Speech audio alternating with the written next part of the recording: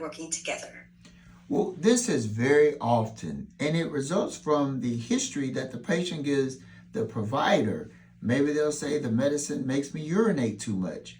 The medicine might be for hypertension, as was the case 2 weeks ago with a certain man, and he was a truck driver, and he couldn't stop his truck without losing a great deal of revenue because he had a certain amount of time that he had to deliver the supplies.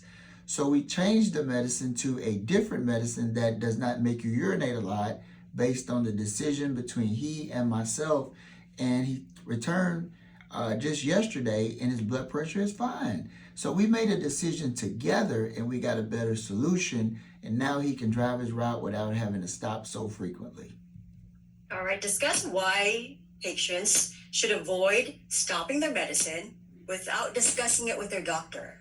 Well, I also work as an expert witness for a number of attorneys, and there was a patient that just stopped his medication without consulting with his doctor because he didn't want to take it anymore. He was concerned, according to his wife in the files, that it messed with his manhood. He just stopped the medicine. He didn't have any discussion with his doctor, and he had a heart attack, and he lost his life.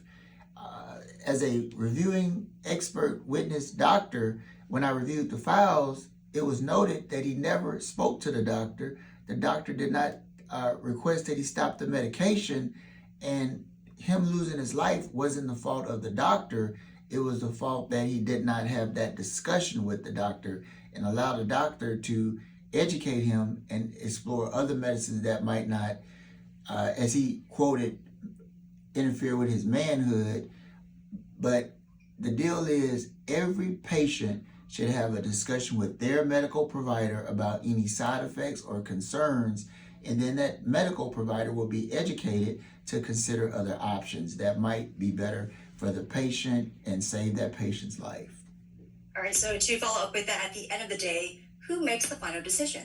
The final decision is the patient, but we are advising the patients to have a discussion with your medical provider before you make any final decisions about your medical care. At least give us a chance to give you the best advice according to our education, because we care about you.